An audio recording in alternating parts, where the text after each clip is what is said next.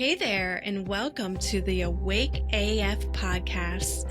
I'm Samantha Reigle, a self proclaimed intuitive and mediator with over 2 decades of experience helping people navigate conflict. And here's the truth: it's not just the world around you causing chaos, it's your thoughts, beliefs, and choices that might be keeping you stuck. But the good news, you can change that. It's time to wake up. Shift the patterns, take your power back, and co-create the life you actually want. Let's do this and stay awake AF. All right, before I get into questions, I want to talk about what intuition actually feels like. Because let's be honest, our minds can get loud. We often confuse anxiety or that overthinking monkey mind with intuition. But over the years, here's what I've learned. True intuition feels calm, like you're at the beach and you're just relaxing. Even if the message is scary or unexpected, there's a weird sense of clarity and peace. It's like, oh, that's the move I need to make. And it surprises you. But also, it can feel like something is settling deep inside. And here's how I know it's not fear or ego when I imagine following that calm inner voice, because I feel lighter, like I can finally exhale. Like I said, I'm laying on the beach and I'm relaxing. Sometimes intuition shows up as a deep knowing with zero rational explanation. You just know, even if your brain tries to argue, like you're deciding between a few options. If you get quiet and tune in, you'll hear, do this. And immediately after, you might hear, well, that doesn't make any sense because XYZ. That second voice, that's your brain trying to logically figure out its way back into control. But that first voice, the one that told you to do something that like you hadn't thought of, that's not coming from your monkey mind. That one, it's going to feel like a wise, gentle parent. That's your intuition. And it usually nudges you towards something unfamiliar, a little uncomfortable, something that requires courage. So let me give you a real life story. I'm a mom. I have 2 kids. My daughter, she's 7 now, but when she was 3, we had transitioned into a preschool classroom. She finished potty training with the 2-year-olds and she was ready to go into the preschool classroom. And the teacher that she had in that younger class had really helped her build confidence with the potty training, as we did at home. But once she moved up into preschool, she started having accidents. And it was happening multiple times a day. So my husband and I had a conversation with the teacher and director of the facility. We asked if they could remind her to use the bathroom, maybe during transition, simple stuff. But their response to us was, no, we have 19 other kids. We can't accommodate that. And that stung.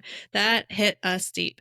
As a mom, it kind of broke my heart that she'd be sitting in soiled clothes all day. Yeah, they would change her, but then she would soil herself again. So it was constant. And I feel like, wouldn't it just be easier just to give her a quick reminder rather than having to constantly change her? So I started flirting with the idea of pulling our kids and finding a new daycare. And every time I thought about it, I get excited. But then I would have this like logical voice in my head. What are you doing? You're carrying 2 mortgages. We had just bought a new house and we hadn't sold the last house yet. And this daycare fits the budget. The kids were mostly happy. They had their routines, but something felt off. And it wasn't just about the accidents she was having. It was about how the staff refused to collaborate with us. So anybody who's a parent out there, you know that nobody's ever going to take care of your kid as well as you do. And that's the compromise you make when you send them to daycare or to school. But if they're happy and they're thriving, you're happy about the decision. And I think that's what was holding me back, is that I didn't feel like, this place was collaborating with us as her parents. They didn't respond to us with, hey, let's try it out. It was just, no. I lost sleep over it. I obsessed. This went on for a couple weeks. I toured another daycare. Like I said, I was flirting with the idea of moving them. I found a daycare I loved, but I kept wrestling with the guilt and the fear. Am I overreacting? Do I really want to uproot my kids over this one issue that I know she's going to grow out of in 6 months? But my intuition just would not shut up. It was telling me, move them. Not because it made financial sense, but because it felt right. So we moved them. And guess what?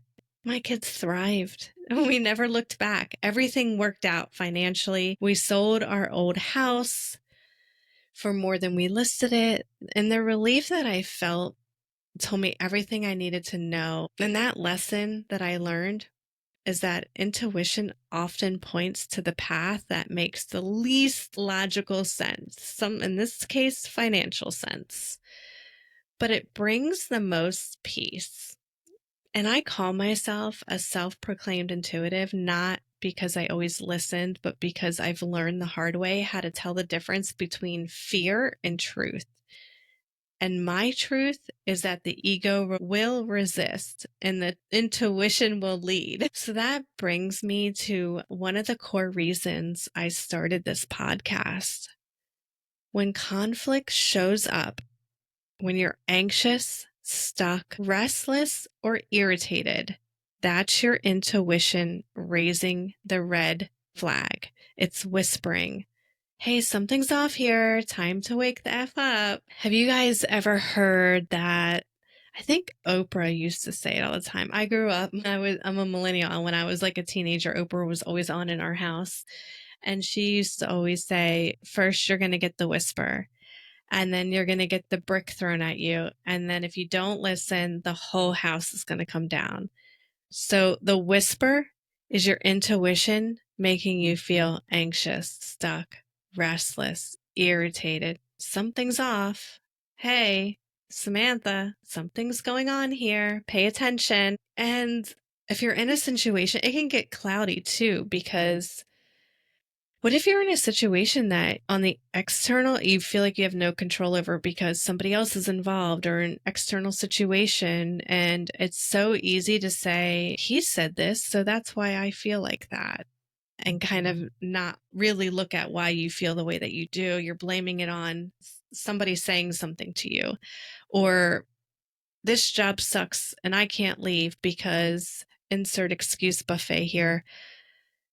You're looking at the fact that your job sucks, and that's the reason for you feeling off, instead of saying, well, wait a minute, maybe it's not my job making me feel this way. Maybe my intuition's trying to get me to pay attention to what's happening here. Like, dig a little deeper. I've been there, guys, and let me take you back. I've made some poor decisions because I didn't listen to my intuition in my early 20s. This was during the housing bubble era. It was, 2006, 2005 timeframe. Everyone and their cousin was buying homes. The interest rates were historically low. I was in graduate school making about $40,000 a year. I was saddled with student loans, and I somehow got approved for a $200,000 mortgage.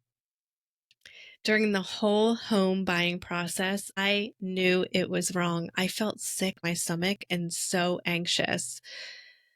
I was young. I thought I could push past it because logically, making this kind of real estate investment made sense. Everyone was doing it. I'll build equity. You know what? It was a freaking disaster. The house got broken into twice while I lived there. I used to have to park my car in front of the house, and it was in the city, and my parked car was totaled. I was completely traumatized. And when I finally sold the house, I owed $100,000 more than it was worth.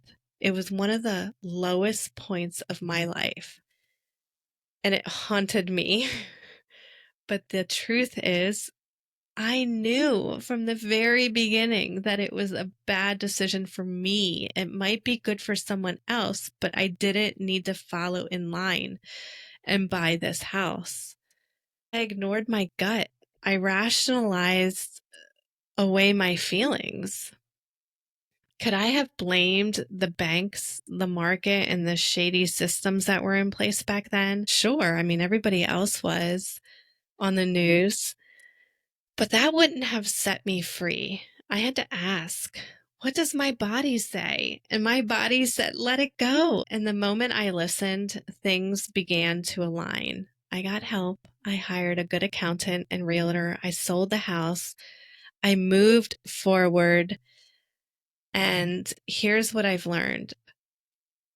As long as you tell yourself the chaos is out there and it's not your fault, you're going to stay stuck. I was able to make back every single last penny that I lost.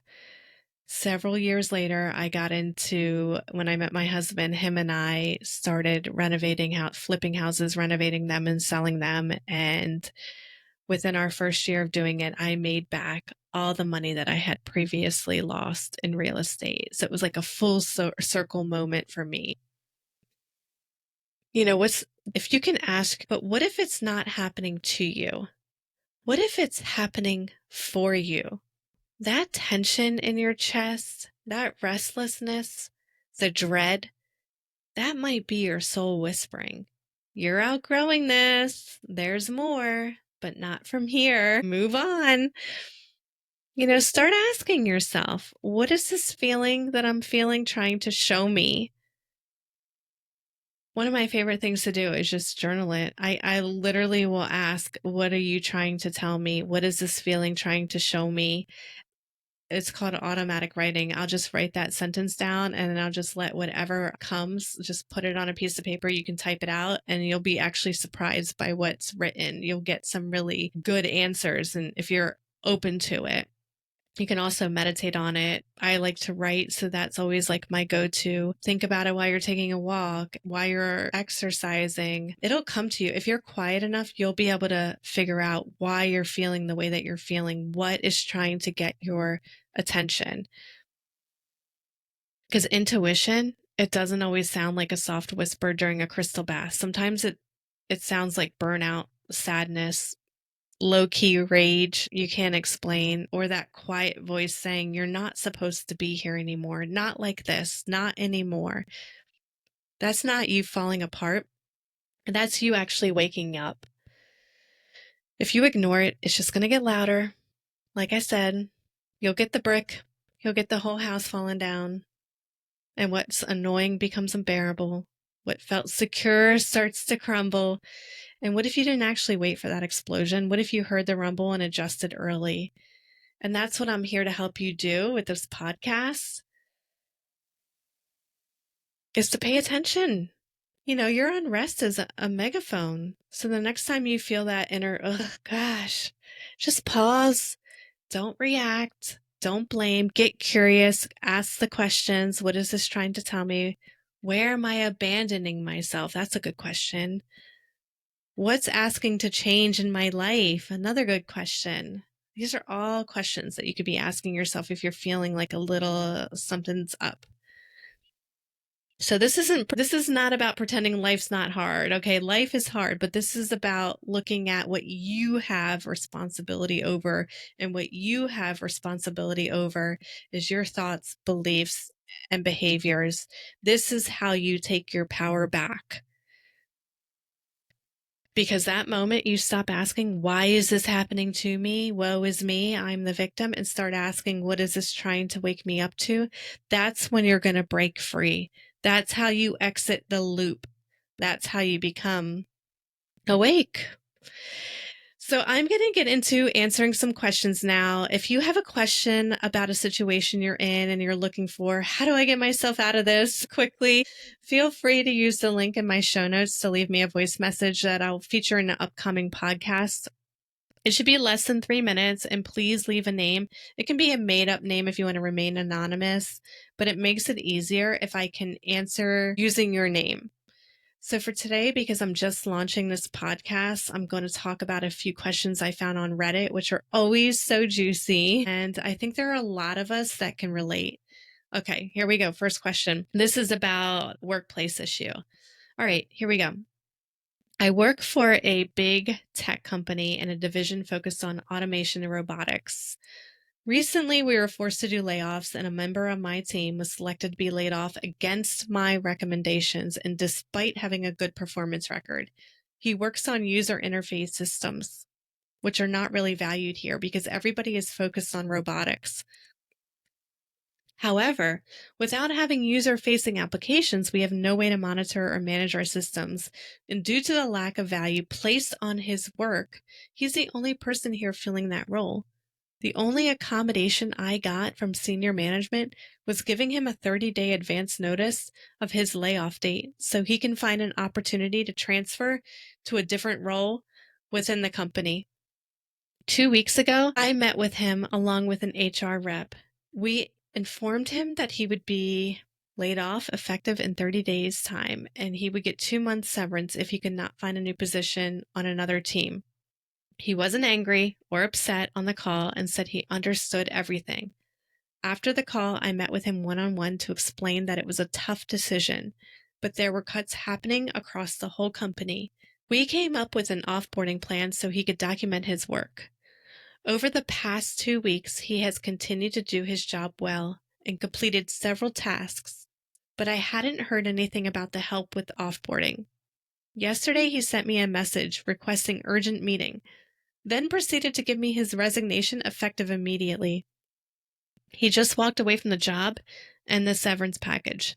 Now I'm stressed out because my team is screwed. We have critical deadlines coming up and we will fail them without some sort of assistance. I mentioned this to my boss, and I got an email back this morning with a list of AI tools he wants us to use to finish it. At this point, we're 8 months to a 9-10 month project, and I don't think it's realistic that an AI process we've never used before will replace an experienced engineer at this point.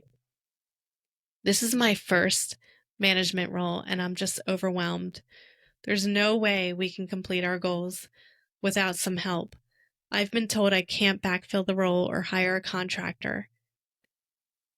The only response I'm getting from senior managers is either advice that doesn't work or a generic good managers make things happen kind of statement. Is this common? Do other managers have senior leadership just blow up teams and still expect results? Is there an effective way to communicate that this is not a normal headcount issue that may cause delays, but a fundamental lack of skill needed to complete critical work? I'm just really regretting my decision to become a manager at this point, and I don't know what to do. All right, let's walk through it and actually talk about what's actually happening here. He's in crisis because of a belief that says if something breaks, I'm the one who has to fix it. And that belief is a lie. It's also a one-way ticket to burnout, blame, and bitterness. This guy's company cut a critical role. Literally the only person managing that part of the whole robotic system. Without that role, the system doesn't work, period. He said that in his post.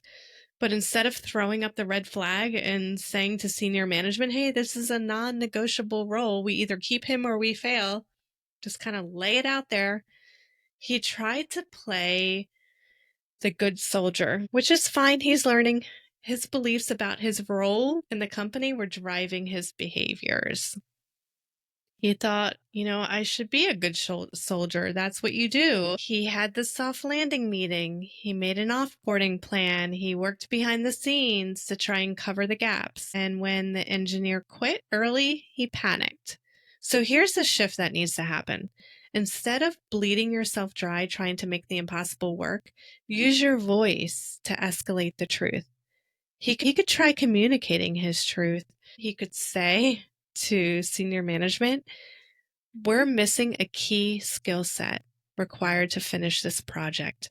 Without it, We will not hit deadline or functionality. If we can't rehire or outsource, we need to change the scope. What option do you want to pursue?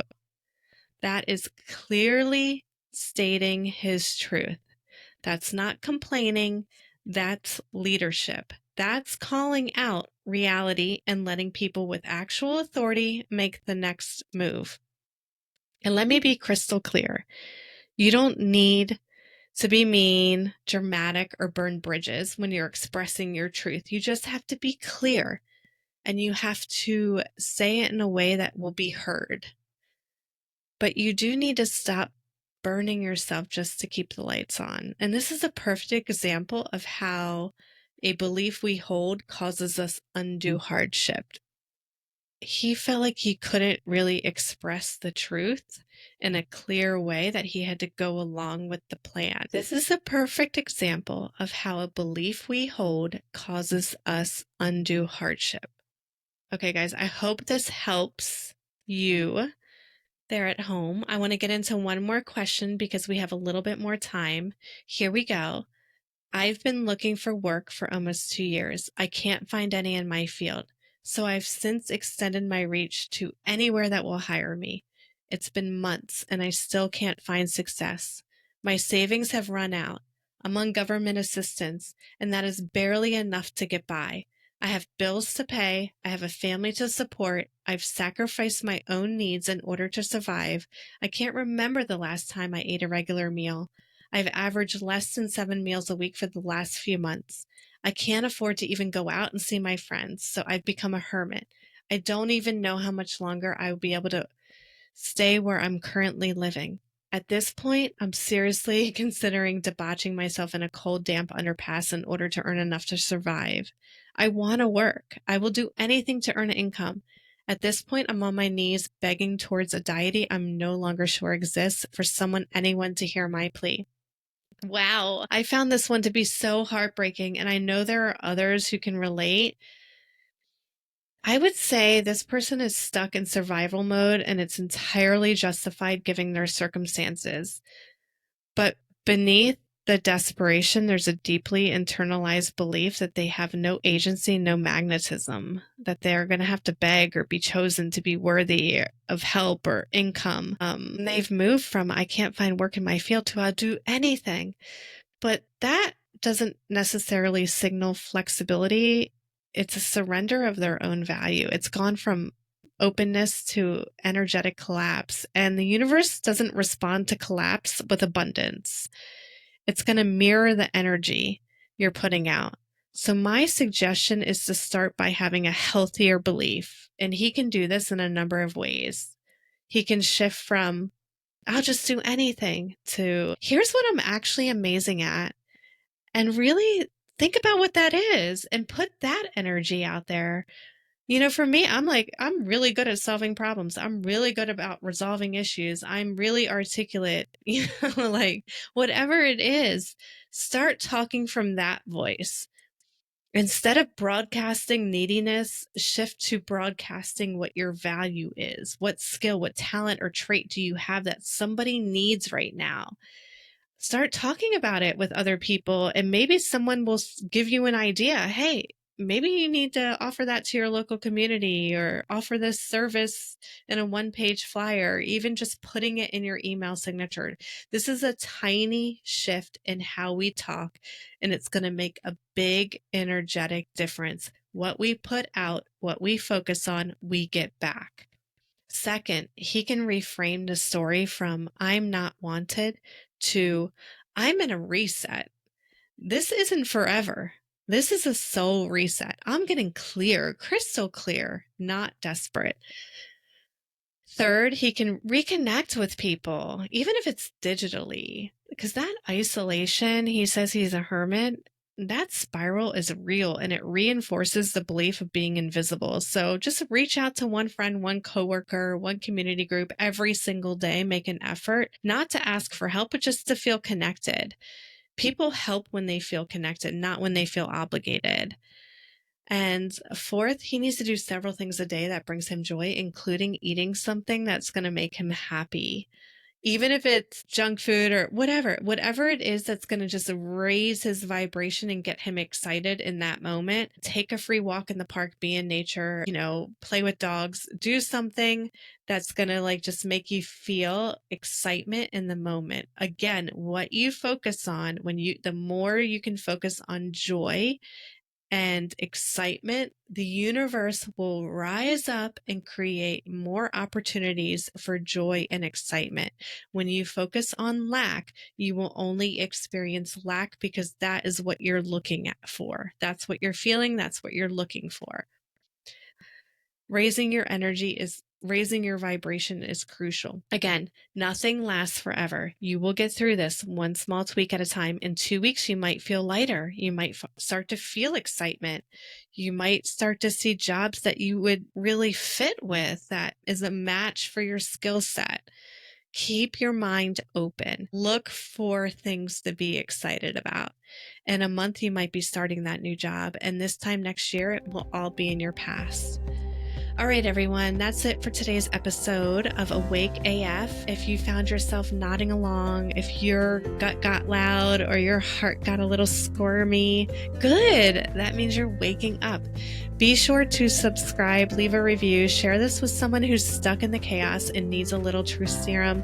And if you've got a juicy question or a situation that's testing your intuition, hit the link in the show notes, leave me a voicemail, less than 3 minutes, give me a name, real name or made up, and I might feature your story in a future episode. Until then, stay curious, stay honest, and most of all, stay awake AF. See you next time.